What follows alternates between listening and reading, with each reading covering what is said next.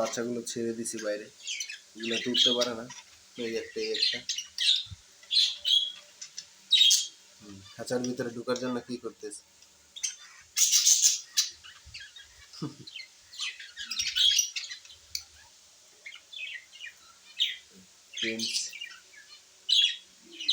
এই জোড়া ডিম দিয়ে দিবি শিখবি। এই জোড়াটাকে আলাদা এই ছোট কাছে রেখে দিছি। এটা ফিমেলটা একটু সমস্যা আছে, স্টিক মিটিং করে ফিমেল, তার জন্য কয়েকদিন এইভাবে থাক। আর এই যে বাচ্চাটা যেটাকে মেরে রক্তাক্ত করে দিছিল, এটা আলাদা করে রাখছি।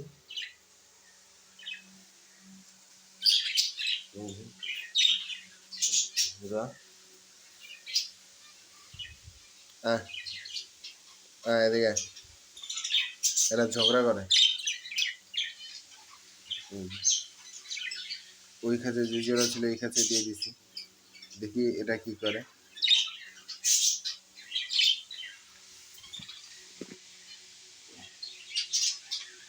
ডিমের অবস্থা কি দেখি।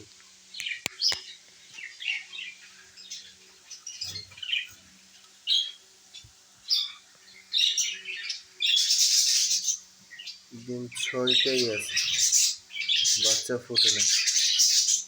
এই জোড়াটা যত সম্ভব আমার আলাদা করে দিতে হবে, আলাদা করে ভিটামিন দিতে হবে ওটা। কত বড় ডিম দিছে, বাচ্চা ভিতরে মারা গেছে।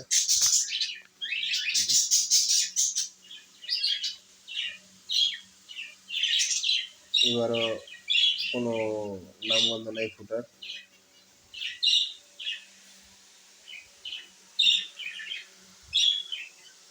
আজকে সব বাইরে বের করছি, যে পরিমাণে গরম পড়ে।